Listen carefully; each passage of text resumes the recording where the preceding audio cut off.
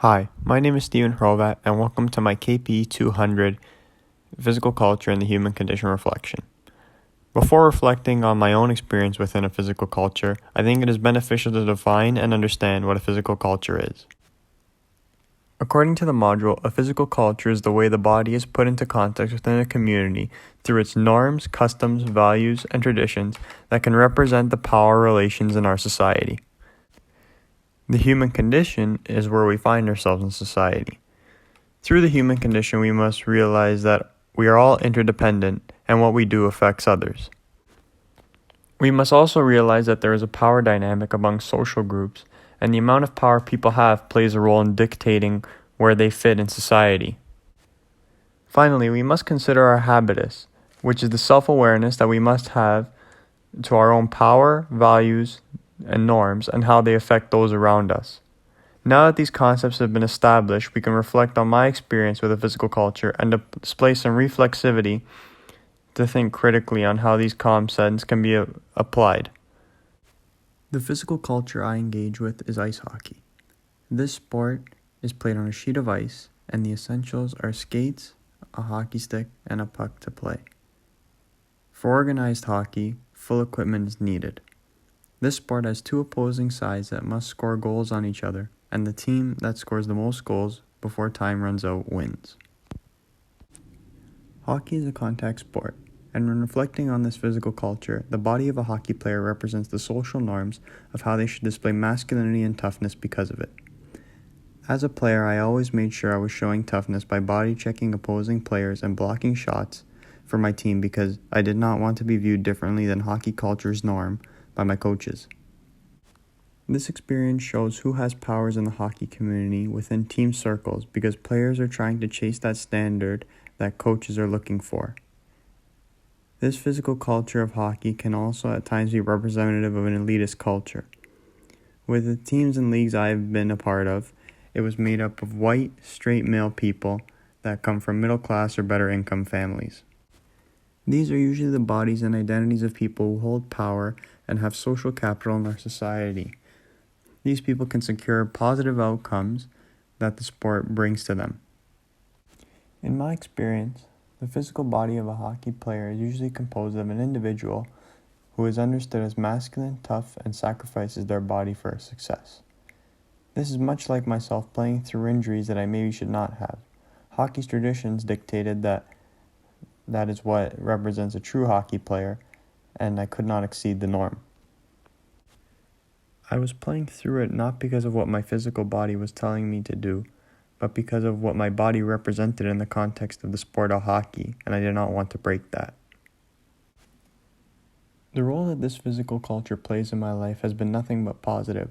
Hockey has taught me to be tough, selfless, hardworking, disciplined, and motivated. These are traits that I pride myself in having because of the game. Coaches have instilled these traits into me because not only were those things shown as intangible measures that make a good hockey player, but what makes a good person. These are life skills that I will never take for granted, and I believe this is a great benefit of playing hockey. However, I must also think about the human condition and my own habitus.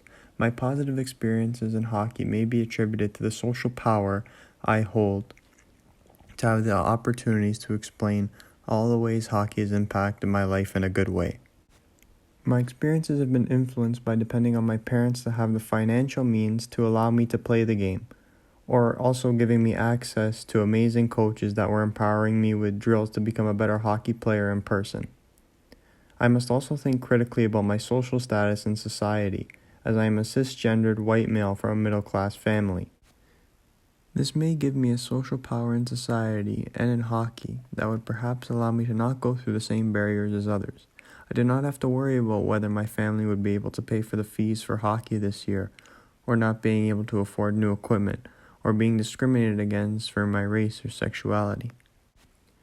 Hockey has played a large and positive role in my life. Reflecting back, I must understand that someone with a different representation of a body within this physical culture who does not have the same access to power may experience the sport different than I. In order for hockey to be played, there needs to be a space of ice, whether in an arena, pond, lake, or outdoor rink. There also must be cold enough temperatures to keep the ice frozen and safe to skate on. Not everyone has access to this space. Those who live in hot climates cannot reap the benefits of free access to ponds and lakes to skate on in the wintertime. Those who have ponds and lakes nearby need to have climates cold enough for the ice to be safe to use. Outdoor rinks also may not be accessed in the warmer months, and even in the winter months, there are only certain times where they are allowed to be used. Those who live in cold climates may also not have access to rinks because they may live too far in a remote area. The only spaces that have constant surfaces to participate in hockey are indoor rinks. These indoor arenas must be rented for people to have access to the ice, so those who do not have the financial means cannot participate either. This indoor rink situation is another example of how the human condition is displayed within a physical culture. Those who have power are aware that they potentially can be the only accessible avenue to play hockey.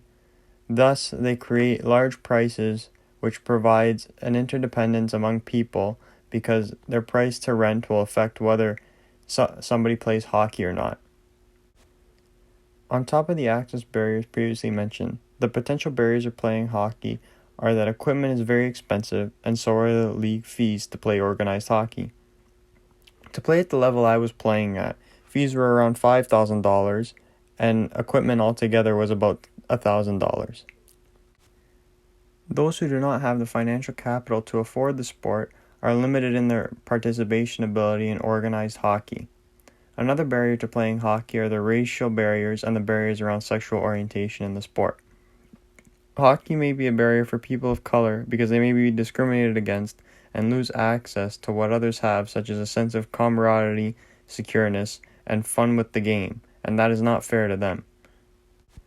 Those who may have an LGBTQ identity may also be treated poorly by being called homophobic slurs, which I have unfortunately heard more than once said on the ice, and cannot enjoy playing or decide to play altogether.